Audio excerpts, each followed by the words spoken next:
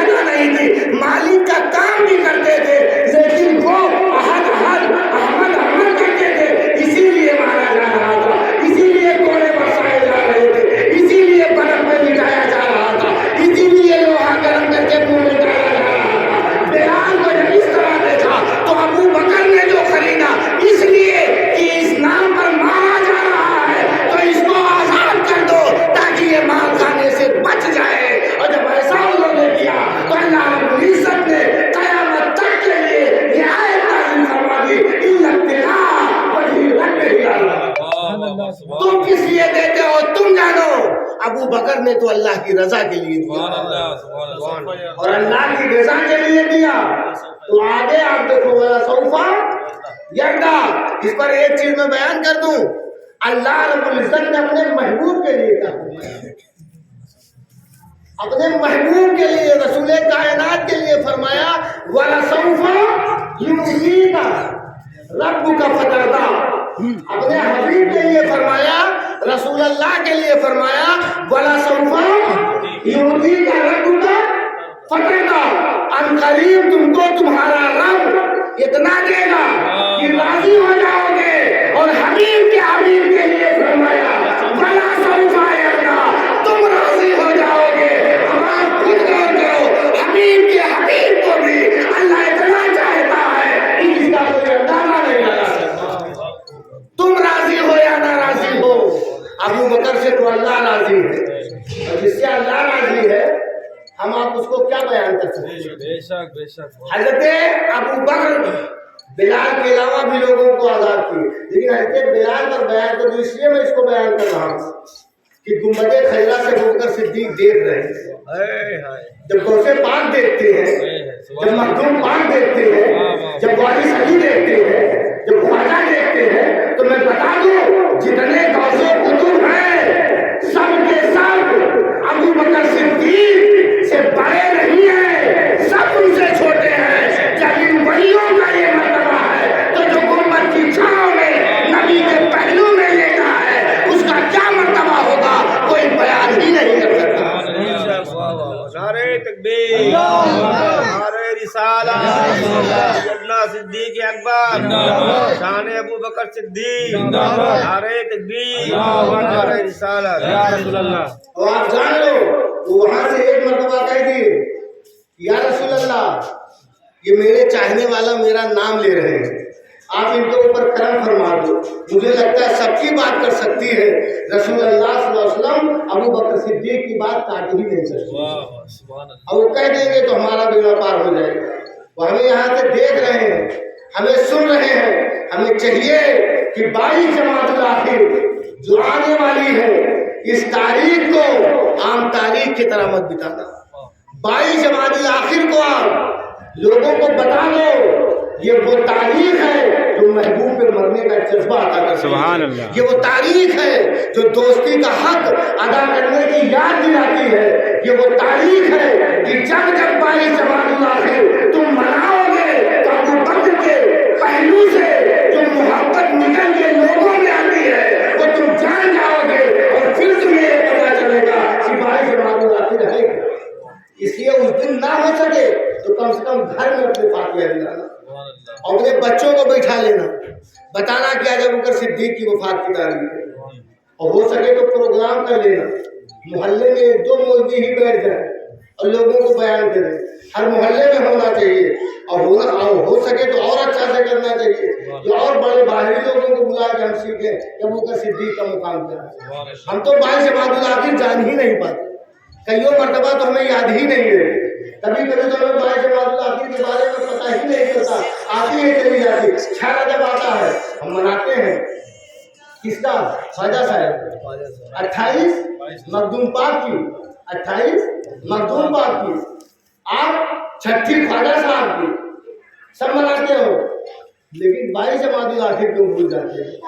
उसको भी तो मनाना चाहिए, उसको याद करो, ऐसा याद करो जैसे 11वीं याद करते हो, जैसे छठी याद करते हो, जैसे तुम 28वीं याद करते हो, ऐसे तुम 22 जमातुल आखिर को बता दो ताकि छोटे छोटे बच्चे 22 जमातुल आखिर याद कर ले और खलीफतुल मुसल्लीन का नाम याद कर ले और उसे आपसी मोहब्बत को याद कर ले, ताकि कोई गुमराह करने वाला कभी भी हमको अबू बकर सिद्दीक से दूर न कर पाए। अबू बकर सिद्दीक हमारी जान है, इसलिए मुस्तफा अलैहि रहमत के बहुत प्यारे थे। इसमें बहुत ज्यादा मैं कोई बयान करके नहीं, एक आध बार बयान करके अपनी बात को इख्तिताम की तरफ ले चलो। अबू बकर सिद्दीक ये सिद्दीक अकबर है, सोचो जैसे कुछ लफ्ज किसी के लिए खास कर दिया जाता है, जब दिमाग जाता है दूसरी तरफ जाता है, आवाज करके भाई चल रहा है मामला। अब मुरीद लोग पीरों को खिताब देते हैं, अल्काब देते हैं, छोटे लोग बड़ों को देते हैं, शागिर्द उस्ताद को देता है, लेकिन वो अलकाब बहुत देर तक नहीं चलते। छोटों के दिए हुए बड़ों को अलकाब बहुत दिन नहीं चलते। छोटे ने लकब दिया है, लेकिन कोई बड़ा लकब देता है तो बहुत दिन चलता है। बड़ा छोटे को लकब दे तो बहुत दिन चलता है, लेकिन अब चला छोटे लोग बड़े लोगों को लकब देते हैं। लेकिन आप गौर करो, किसी को मखदूम अशरफ लकब देते तो उसमें जान होती है, किसी को वैसे आजम लकब देते तो जान होती। वो कभी भी नाम तो लोग भूल जाते हैं, लेकिन लकब नहीं भूलते, लकब नहीं भूलते। नूरुल ऐन मखदूम पाक ने अब्दुल रज़्ज़ाक को कहा, लेकिन नूरुल ऐन सब जानते हैं, ये होता है। लेकिन एक बात बताओ, रसूलुल्लाह किसी को लकब दे देता तो हमको तो उसको मानना चाहिए।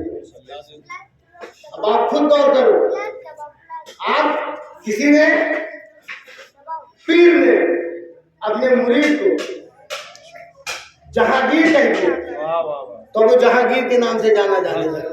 हम मखदूम अशरफ को जहांगीर कहते हैं, मखदूम पाक ने अब्दुल रज़्ज़ाक को नूरुल ऐन कह दिया, नूरुल ऐन के नाम से जानने लगे। वारिस अली ने मौलाना सिराजुद्दीन को बेदम कह दिया। अब हम बेदम जानते हैं, नाम तो जानते ही नहीं थे, तो वारिस अली ने बेदम कहा तो बेदम मशहूर, मखदूम पाक ने नूरुल ऐन कहा तो नूरुल ऐन मशहूर। अब एक बात मुझको बताओ, नाम के साथ लक़ब जो दिया जाए, मैं अदब के साथ सबसे ये कहूँगा, लक़ब जो भी दिया है बड़ों ने, उस लक़ब को वहीं रखा जाए, उससे अलग ना हटाया जाए। मैं जानता हूँ कि इश्क में चूर होके कईयों बेदम पैदा हुए हैं, लेकिन जब बेदम बोला जाएगा तो वारिस का बेदम ही मुराद होगा। बाबा बहुत बोले जाएंगे, लेकिन जिसको ख्वाजा मोइनुद्दीन ने बाबा कहा है, उस फरीदुद्दीन को नकारा नहीं जा सकता है। जब बाबा बोलते हैं तो फरीदुद्दीन की तरफ नजर जाती है। इसकी वजह यह है कि बड़े लोगों ने लक़ब दिया है, और लक़ब किसको जो मिले उसको हटाना नहीं चाहिए। ये भी हमारे हिसाब से एक तरीके से जाती है। और जुल्म की तफसीर पढ़ रहा था कि जुल्म कहते किसको है, तो मैंने ये पढ़ा किसी शय को उसके अपनी जगह से हटा देने का नाम जुल्म है। किसी शय को उसको अपनी जगह से हटा देने का नाम जुल्म है। तो मैं ये बताना चाह रहा था कि अबू बकर को लफ्ज़े सिद्दीक़ अकबर से रसूलुल्लाह ने याद किया है, तो हमें चाहिए कि ये लफ्ज़े सिद्दीक़ अकबर जितने हैं सब बड़े सिद्दीक़ हैं, सारे असहाब अच्छे हैं, सब बड़े हैं, और उन चारों में एक से एक है। न मौलाए कायनात का जवाब है, न फारूक़े आज़म का जवाब है, न उस्माने गनी का जवाब है, न सिद्दीक़े अकबर का जवाब है।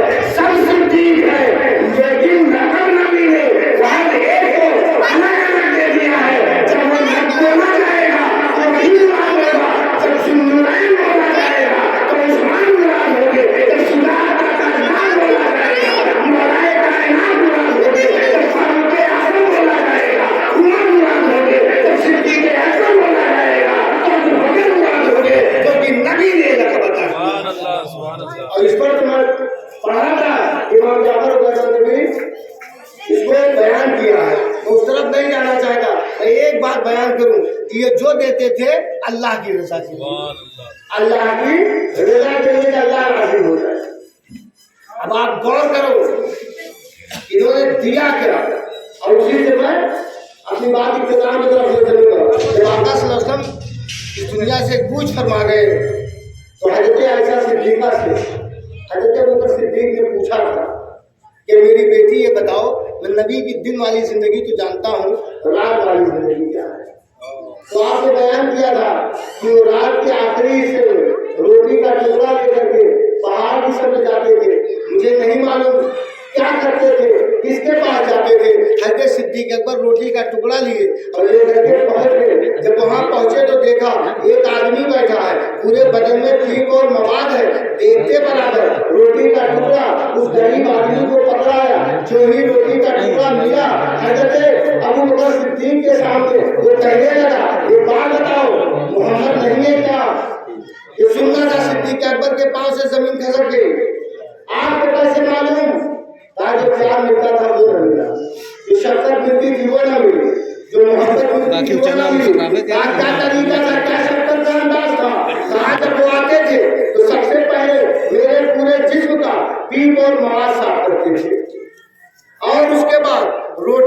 टुकड़ा मुंह में रख करके चिबा चिबा के बारीक बनाते थे, फिर वो मेरे मुंह में जुबान में रखते थे, मुंह में डालते थे, तब मैं खाता था।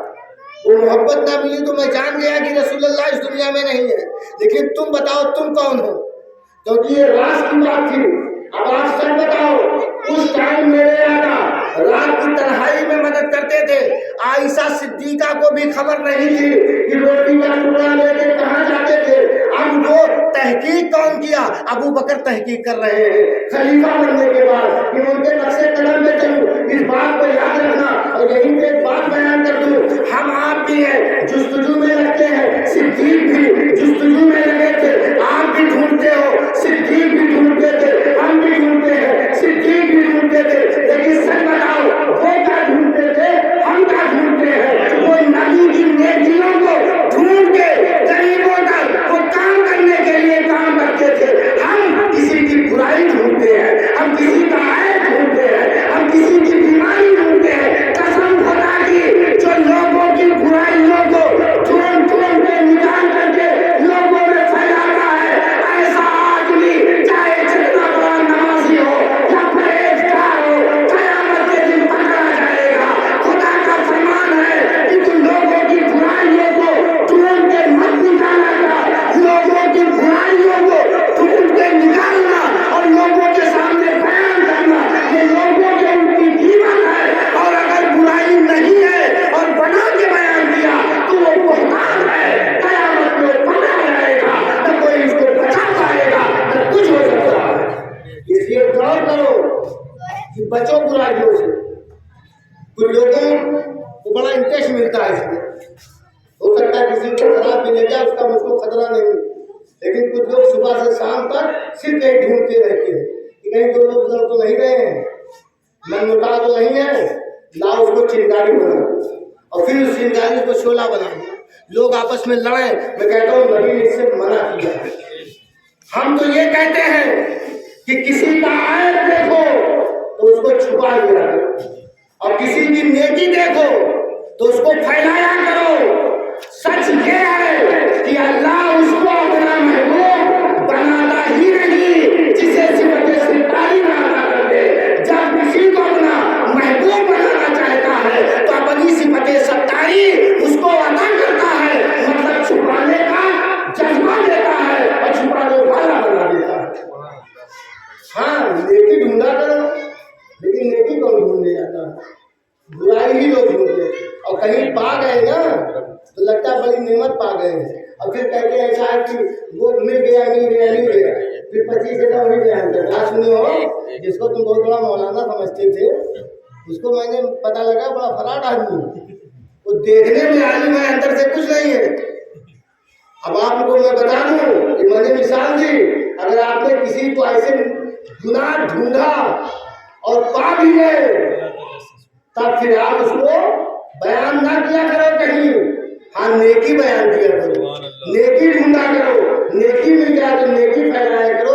ये हमारे बुजुर्गों का तो अबू बकर सिद्दीक नबी की वो वाली नेकी जो उस गरीब के साथ करते थे, पाते हैं तो जाते हैं। अब वो कहता है भाई मैं मुसलमान नहीं, मैं मोहम्मद का कलमा नहीं पढ़ता था, वो मुझ पर इतना एहसान करते थे, दुश्मन था मैं उसका, तब मेरे ऊपर इतना एहसान करते थे। अब मैं आपसे पूछता हूँ, मुसलमान होकर के हमने खुद बदनाम किया है आगे दुनिया में इस्लाम को और रसूलुल्लाह के सीरत को, लोग हमको तुमको देखते हैं।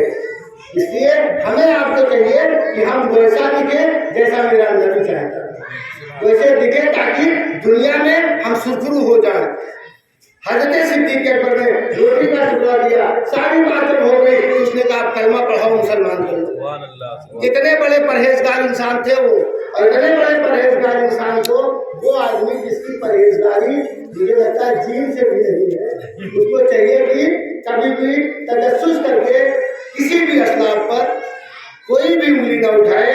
और खुसूसी तौर पर इस महफिल में मैं दावत देता हूँ कि आने वाले 22 जमातुल आखिर को आप अच्छे तरीके से मनाइए और 22 जमातुल आखिर को याद करिए, ताकि सिद्दीक़ अकबर की रूह